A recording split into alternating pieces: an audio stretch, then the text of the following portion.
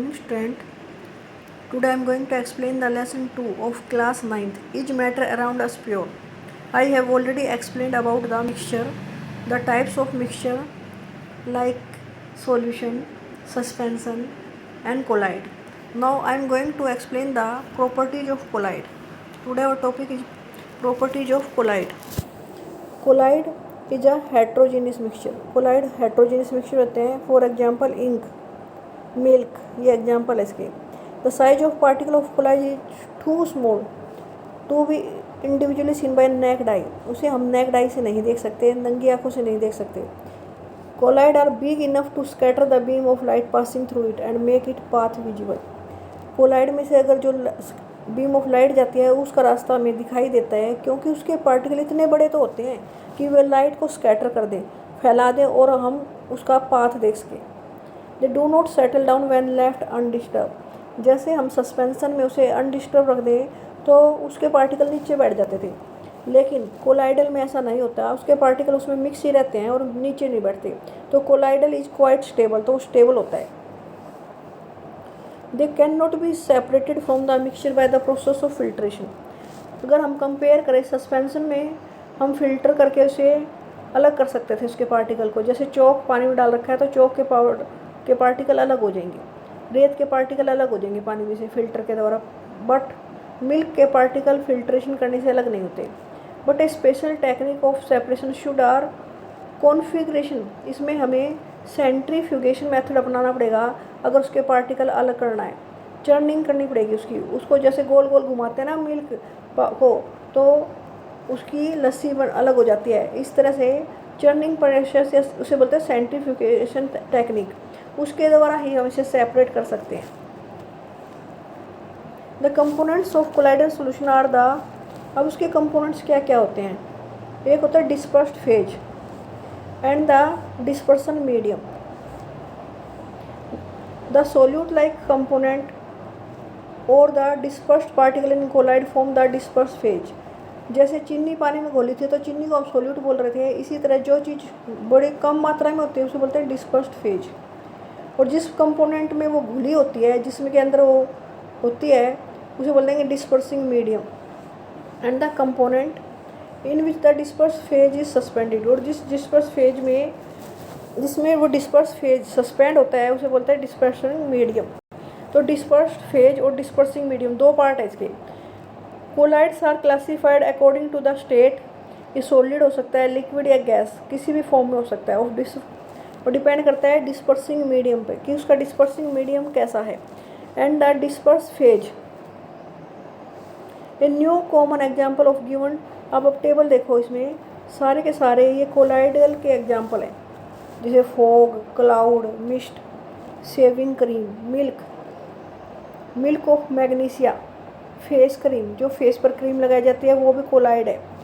Foam, rubber, sponge, pumice, jelly, coloured gemstone, milky glass, ये सब किसके एग्जाम्पल है. कोलाइड के. अब अगर हम इनके डिस्पर्स्ड फेज और डिस्पर्सिंग मीडियम पहचानना चाहेंगे तो कैसे करेंगे. ये टेबल अगर आप लिख लोगे तो आप इजीली इसको याद कर सकते हो. जैसे हम फोग, क्लाउड या मिस्ट देखें तो उसमें जो डिस्पर्स फेज है वो लिक्विड फॉर्म में, और डिस्पर्सिंग मीडियम क्या है, गैस है जिसके अंदर वो घुले हुए हैं. गैस के अंदर लिक्विड मिक्स होने से फॉग बनता है. कहते हैं फॉग पड़ रही है, ओस पड़ रही है, मिस्ट ओस होती है. तो ये कैसे बनते हैं, गैस के अंदर लिक्विड मिक्स होता है. स्मोक में solid particles like carbon particles mix हो जाते हैं गैस में, तो क्या बन जाता है, स्मोक. ऑटोमोबाइल्स एग्जॉस्ट, जो धुआं निकलता है कोई भी ऑटोमोबाइल चलने से, तो उसमें गैस होती है और गैस के अंदर कुछ सॉलिड पार्टिकल मिक्स होते हैं और दोनों मिलकर क्या बनाते हैं, कोलाइड, स्मोक या ऑटोमोबाइल एग्जॉस्ट. शेविंग क्रीम में गैस लिक्विड के अंदर मिक्स होती है. मिल्क में लिक्विड ही लिक्विड के अंदर मिक्स होता है और इमल्सन बनाता है, उसे इमल्सन टाइप का कोलाइड बोलते हैं. मिल्क ऑफ मैग्नीशिया में मैग्नीशियम मिक्स होता है वाटर में. मैग्नीशियम किस में मिक्स होता है, वाटर में. तो मैग्नीशियम क्या होगा, सॉलिड, क्योंकि एक मेटल है. और वाटर क्या है, लिक्विड. तो दोनों मिक्स होकर सोल टाइप का मिक्सचर बनाते हैं जिसे हम मिल्क ऑफ मैग्नीशिया बोलते हैं. सोल जो है ये कोलाइड का दूसरा नाम है। जब हम ऐसे लिखते हैं ना कोलाइड, तो कोलाइड को हम सोल भी बोल सकते हैं, सोल भी कोलाइड ही है। फोम, रबड़, इसमें क्या होता है, इसमें जो गैस है ना वो कम मात्रा में होती है और सॉलिड में मिक्स होता है। ये गैस और सॉलिड मिक्स होकर फोम बनाते हैं। स्पंज, स्पंज तो कुछ बच्चों ने देखा भी होगा, जैसे जो हाथ से ऐसे दबाओ तो दब जाता है क्योंकि उसमें बीच में गैप होता है। तो ऐसा सॉलिड जिसमें बीच बीच में गैप हो, जिसमें बीच बीच में छेद होते हैं और उन छेदों में एयर भरी होती है, तभी तो वो दब जाता है। जब हम उसे दबाते हैं तो एयर बाहर निकल जाती है, इसलिए उसका नाम स्पंज है। तो गैस उसके अंदर भरी होती है, गैस प्लस सॉलिड क्या बनेगा, फोम। जेल, जो जेली तो सभी बच्चों ने देखी है। जेली किसको बोलते हैं, उसमें लिक्विड जो पदार्थ है वो सॉलिड के अंदर मिक्स होता है। तो लिक्विड कम मात्रा में तो सॉलिड ज़्यादा, तभी उसे जेल बोलते हैं। चीज़ में भी यही होता है, उसमें सॉलिड ज़्यादा होता है और लिक्विड कम मात्रा में होता है। कलर्ड जेम स्टोन, जो अंगूठियों में पहनते हैं, जेम बोलते हैं उनको, नगीने, उसमें सॉलिड में ही मिक्स होता है और वह सॉलिड सोल बनाते हैं, उसे कलर्ड जेम स्टोन। जैसे एग्जाम्पल इसका मिल्की गिलास। तो आपने कोलाइडल की, सस्पेंशन की और सॉल्यूशन की, तीनों की प्रॉपर्टी देख ली। अब हम इन मिक्सचर्स के पार्टिकल्स को अगर अलग करना चाहें तो हमें कुछ टेक्निक्स अपनानी पड़ेगी, उसके बारे में बता रहे हैं। Separating the components of mixture, अगर कंपोनेंट्स मीन्स उसके पार्ट्स अलग करना चाहिए। We have learn the most of natural substance are not chemically pure. एक तो हमें ये पता चल गया कि आसपास जितनी चीज़ें हैं वो अधिकतर प्योर नहीं है, एक ही तरह के पार्टिकल से मिलकर नहीं बनी, और वे क्या हैं, मिक्सचर हैं। तो different method of separation are use to get individual component. अगर हमें उसके पार्ट्स अलग अलग करने हैं मिक्सचर के, तो हमें डिफरेंट टेक्निक अपनानी पड़ेगी, सेपरेशन मेथड अपनाने पड़ेंगे हमें। Heterogeneous mixture can be separated into their respective constituent bye simple physical method. Heterogeneous जैसे सस्पेंशन है, कोलाइड है, उनके पार्टिकल अलग करना आसान है होमोजीनियस मिक्सचर के मुकाबले। उन्हें कई बार तो हम केवल हैंड पिकिंग, हाथ से चुभ के भी बाहर कर सकते हैं। सीविंग, छलनी में से छान कर अलग कर सकते हैं। फिल्ट्रेशन के द्वारा उसके पार्टिकल अलग किए जा सकते हैं।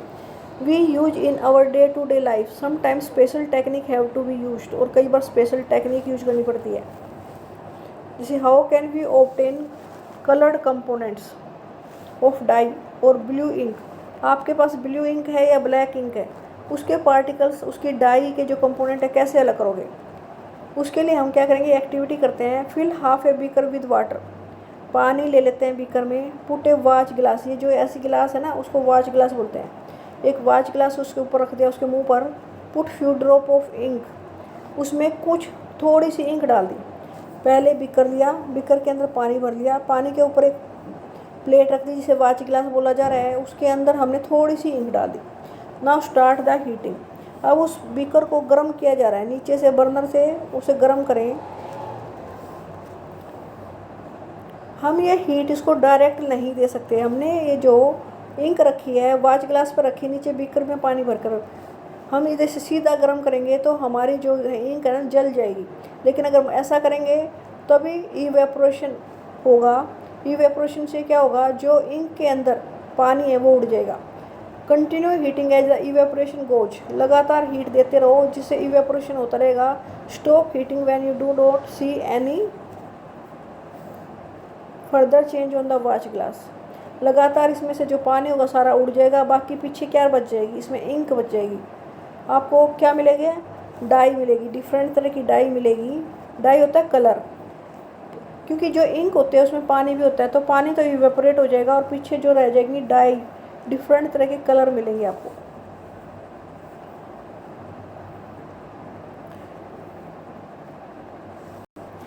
अब इसमें से आपको क्या चीज़ इवेपोरेट हुई, water.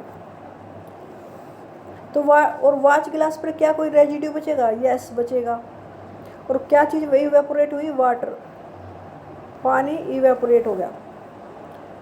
What is your interpretation, is ink का सिंगल सब्सटेंस प्योर और इट इज मिक्सचर। तो इंक क्या है, इंक के अंदर देखो पानी भी था और डिफरेंट डाई भी थी, तो इंक एक मिक्सचर है, ये प्योर सब्सटेंस नहीं है। देखने में एक जैसा लगता है लेकिन इंक क्या है, एक मिक्सचर है, इसमें वाटर है, डिफरेंट डाइज है। We find ink is a mixture of dye in water. तो क्या पाया हमें, इंक एक मिक्सचर है किसमें, पानी के अंदर। We can separate the volatile component, volatile होता है जो उड़ जाए गर्म करने पर, तो हमने उसको क्या करा, गर्म करके उड़ा दिया। और नॉन वोलेटाइल जो है डाई, जो डाई है वो उड़ नहीं सकती, नॉन वोलेटाइल है, तो वो पीछे रह गया by the method of evaporation, इसे बोलते हैं मेथड ऑफ इवेपोरेशन। हमने इसको गर्म किया, पानी उड़ गया और पीछे क्या रहेगी, डाई। इस तरह से हमने उसके कंपोनेंट्स को सेपरेट कर दिया। तो इस तरह से कई मेथड हैं, किसी डिफरेंट तरह के मिक्सचर्स को हमें अलग अलग करना पड़ेगा। तो मिक्सचर के जब हम कंपोनेंट अलग करेंगे तो भिन्न भिन्न मेथड अपनाएंगे। फर्स्ट अभी हमने इवेपोरेशन मेथड देखा, इसमें हमने इंक के से अंदर, इंक के अंदर जो डाई होती है ना, डाई होता है कलर, उसके कलर अलग करने के लिए हमने क्या करा, उसे वाच ग्लास पे रखा और पानी के बिक्रम के ऊपर रख कर गर्म कर दिया। सीधा गर्म इसलिए नहीं कर सकते क्योंकि उससे हमारी जो डाई है वो जल जाएगी, उसे और ढंग से हमें कलर नहीं मिलेंगे। जब हम ऐसा करते हैं तो उसमें जो पानी होता है वो उड़ जाता है इंक के अंदर और केवल पीछे डाई रह जाती है, सोल्यूट पार्टिकल रह जाता है और सोलवेंट उड़ जाता है, क्योंकि वो वोलेटाइल नेचर का है। वोलेटाइल होता है जो वेपोराइज हो जाए। ओके स्टूडेंट, आज हमने जितना पढ़ा आप इसे अच्छी तरह से रीड कर लेना।